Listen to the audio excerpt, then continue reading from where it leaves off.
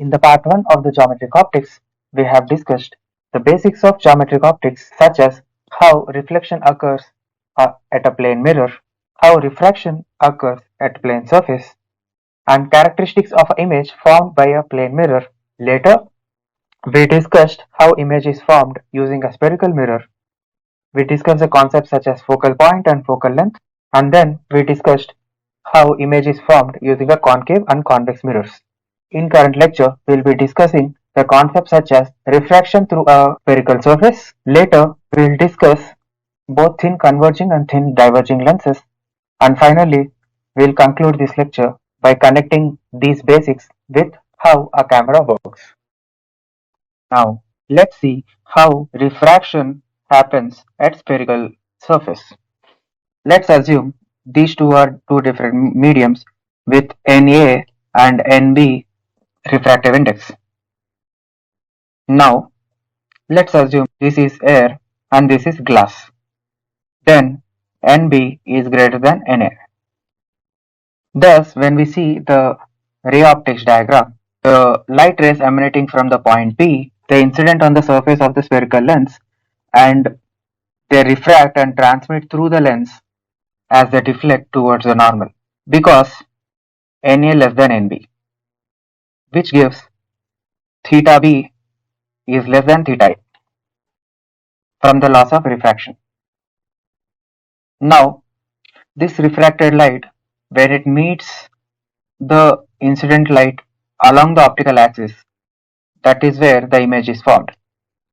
Now, the location where this refracted light intersects the refracted light along the optical axis, that is where the image is formed, which is at P dash. Similar to before, we have angle alpha, which is angle subtended by the incident light, angle beta, angle subtended by the reflected light, theta b and theta a, which correspond to angle of incidence and angle of refraction, and phi is an angle subtended by the normal with respect to optical axis. Similar to before, using geometry, we can get that this angle is alpha and this angle is phi. Thus, we get theta a equal to alpha plus phi. Similarly, we get phi equal to beta plus theta b, and the law of refraction, Na sin theta a equal to Nb sin theta b. Let's say this point is O. So from the triangle PBO and BCO and BP dash O, we get these relations. And similar to before, we assume paraxial approximation, which is theta and theta b are very small, which gives these relations. Now substituting these relations here, we get this relation. This is object-image relationship for spherical refracting surface. Now let's see how the magnification changes when the object has a finite length.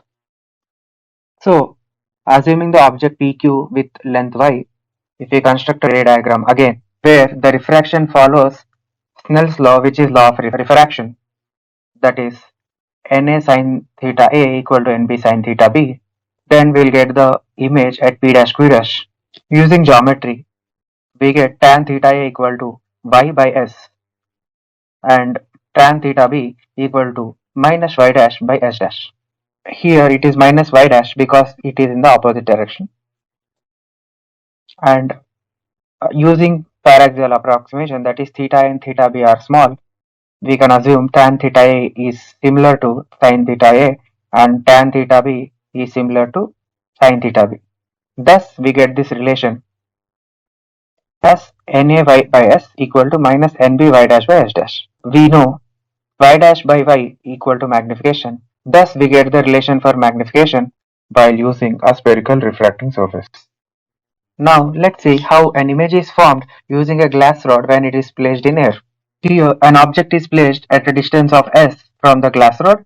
A radius of curvature of glass rod is given, and since we know Nb is greater than Na, we'll get an image inside the glass rod, which is a real image because the light rays are actually passing through the image.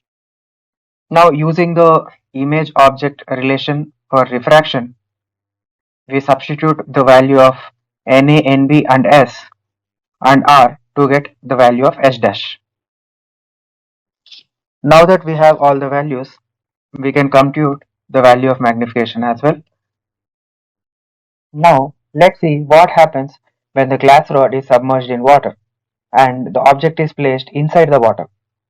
When the object is placed inside the water, then substituting the new values of Na and Nb in this equation, we get the value of H dash, which is surprisingly minus 23 centimeters.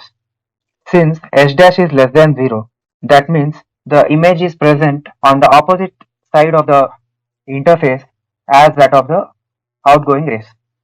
Since the outgoing rays are inside our glass, our image will be on the other side of the interface, which is in water. Thus, image is formed in the water at distance of 21.3 centimeters. Interestingly, since the value of H dash is less than 0 and the refracted rays are not passing through the image is formed by extending the refracted rays into the water, and the image is formed where those lines intersect. Thus, the image is a virtual image. Now, let's calculate magnification. Here we can get magnification by using this minus Na H dash by Nbs. Here we substitute H dash as less than 0. This is another interesting example of refraction which we observe in daily lives. When we go to a swimming pool or a water body, the bottom of the water body appears to be at a shallower depth than its actual depth. This is because of refraction. Here, as we can see, the light rays coming from the bottom, when they refract at the water-air interface, let's assume this is the light ray coming from the bottom of the swimming pool, and when this light ray refracts at the water-air interface, since the refractive index of water is greater than refractive index of air, from Snell's law we get theta refraction is greater than theta I. That means it bends away from the normal. And a person seeing this light ray sees this light ray to be coming from a shallower depth. A person seeing this light ray observes that this light ray is coming at a shallower angle than the incident light ray. Thus, the pool's depth appears to be shallower than what it actually is due to refraction. Now, let's discuss thin converging lenses, which are the magnifying lenses that we see in our daily lives. These thin lenses form images in the same medium as the object because the object is also in the air and image is also formed in the air. Thus, Na equal to Nb, and we characterize these lenses based on their focal length. Here we can see for this specific lens, the focal points on each side of the lens are shown having equal values. The focal length is taken to be positive for converging lenses, whereas it is taken negative for diverging lenses. As we can see here, the rays diverging from an object placed at the focal point of a thin converging lens form parallel rays parallel to the axis, whereas the parallel rays are converged at the focal point on the other side when these thin converging lenses are used. Now, let's see how an image is formed using thin converging lens when the object has a finite length. So when the parallel light ray emanating from Q is converged and it passes through the focal point on the other side. Another beam passing through the center of the lens intersects this original refracted ray at point Q dash where the image is formed. Here, as you can see, the image is inverted. Similar to before, the angle subtended by the incident light is alpha and angle subtended by the refracted light is beta. From similarity of the triangles, that is OPQ and OP dash Q dash, we get y dash by y by y dash is equal to S by H dash. Here y dash is negative, thus we take y by s equal to minus y dash by s dash. Also, we have two more similar triangles which are AOF2 and 2 dash P dash F2. These two triangles are also similar, thus we get the relation of f by s dash minus f is equal to y dash by y. Here it is minus y dash by y because y dash is in the opposite direction. Thus we get this second relation. Combining these two, we get the object image relationship for thin lens. And the magnification of this lens, same as before, is y dash by y. Let's look at how a thin diverging lens works. Here as well, similar to before, similar to the thin converging lens, the thin diverging lens also has two focal points. When parallel beams are incident on this thin diverging lens, then these rays refract and diverge, and they appear to be diverging from the focal point on the other side. Whereas when we have incident rays which are appearing to be converging at the focal point on the other side, then they get converted into parallel rays. This slide shows the different types of converging and diverging lenses. Any lenses that is thicker in the middle than the edges is a converging lens. Any lens that is thinner in the middle than the edges is a diverging lens. Each of these still has equidistant foci despite the dissimilar curvatures, and all these are formed by various combination of curvatures on either side.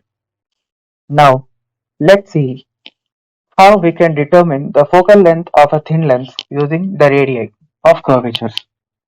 So here we are considering a meniscus lens with convex side on left side, concave side on right side. Let's assume the object is placed on the left side of this lens as shown here. Now as we can see here, there are two curvatures, the convex curvature on the left side which I have shaded with black, and the concave curvature on the right side which I have shaded with green. Now using the relation using the earlier relation that we have derived for the left side, that is the face shaded with black. Now for generalization, let's assume the refractive index of the medium on the left side is Na, refractive index of the lens is Nb, and refractive index of the medium on the right side is Nc. So when the light rays are passing from left side and refracting at the left face of the lens, which is shaded in black, then considering the previous relation, we have Na, which is the left side refractive index, Nb the refractive index of the lens, and then S1 is the distance at which the object is placed, and R1 is the radius of curvature of the left face, that is shaded in black. Using this, we will obtain the value of S1, that is the image of the object PQ with respect to the left face of this thin lens. So this is the image that is formed because of the left face of this thin lens. Now this image from the left face of the lens acts as object with respect to the right face of the lens. Here the light rays are going from Nb to Nc. Thus using the same relation, we substitute Nb by S2. S2 is equal to S1 dash that we obtain here. So Nb by S2 plus Nc, that is the refractive index on the right side, divided by S2 dash, that is the final image that we want, equal to Nc minus Nb by R2. R2 is the radius of curvature of the right face of the lens. So these two are the general equations to find the location of the final image. Now since the first and third materials are air, we put Na and Nc equal to 1, and substituting that in these two relations, we get 1 by S1 plus n by S dash S1 dash equal to n minus 1 by R1, n by S1 dash plus 1 by S2 dash equal to 1 minus n by R2. Combining these two, now eliminating S1 dash from these relations, we finally get this relation, which is 1 by S plus 1 by S1 dash equal to n minus 1 into 1 by R1 minus 1 by R2. Here we can rewrite 1 by S plus 1 by S1 dash as equivalent focal length, as 1 by equivalent focal length 1 by F. Thus we get Lensmaker's equation as shown here, which is 1 by F equal to n minus 1 into 1 by R1 minus 1 by R2. In this slide, we'll see how to determine focal length of a lens using the relation that we derived earlier. The relation was 1 by F equal to n minus 1 into R1, 1 by R1 minus 1 by R2. So it has been given that it is a converging lens with both radii as 10 cm and refracted at 1.52. So to determine the focal length, we have to get the sign convention of the radius of curvature correct. So for this specific lens, the radius of curvature of the left hand side lies on the right hand side, and the radius of curvature of the face on the right hand side lies on the left hand side.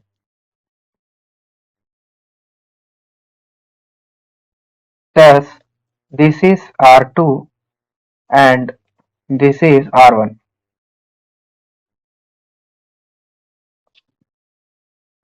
As per our convention, if the center of curvature is on the same side as outgoing light,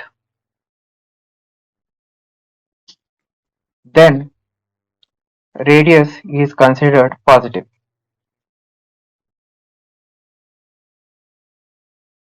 Here, if we consider the object on the left side, then the outgoing light rays are traveling towards the right side. Thus, C1 is on the same side as that of the outgoing rays, whereas C2 is on opposite side of the outgoing light rays. Thus, we consider R2 to be less than 0 and R1 to be greater than 0. Thus, we substitute R1 equal to 10 and R2 equal to minus 10. And using this relation, we can find the focal length of this lens. Now, suppose if it is a diverging lens, then what happens? In case of diverging lens, as you can see here, center of curvature of the blue side is on the right side and center of curvature of the red side is on the left side.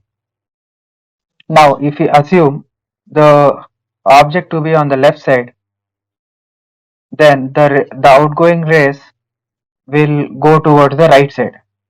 So in this case, C2 is on the same side as the outgoing rays, whereas C1 is on the opposite side of the lens compared to outgoing rays. Thus, we substitute R2 to be positive and R1 to be negative to obtain the focal length of the diverging lens. As we can see, for converging lens, focal length is positive, and for diverging lens, focal length is negative. This slide shows the summary of the principles of ray optics using thin lenses. The left side shows the converging lens, the right side shows the diverging lens. Where in converging lens, inverted real image is formed, whereas in diverging lens, erect virtual image is formed. Now, let's see how the image is formed when an object is placed in front of a thin converging lens. When the object is placed beyond the focal point on the left side, the image is formed beyond the focal point on the right side, which is inverted but real. As we move the object closer to the focal point on the left side, the image which is real moves farther and farther away from the lens towards the right side, as shown here from A, B, and C, and the size of the image increases. Now, if we bring the object at the location of the focal point on the left side, then the image is formed at infinity on the right side. That is, the image cannot be captured on a screen. Now, when we move the object even closer than the focal point on the left side, then a virtual image is formed on the left side of the lens as the rays start to diverge on the right side. And we have to extend the diverging rays such that the image appears to be emanating from the left side of the lens. Here the image is virtual and appears to be larger than the object. When two light rays coming from far away tend to converge on the right side, that is, if we have a virtual object on the right side, then we'll have a real image on the right side of the lens. Now finally, let's see how we can calculate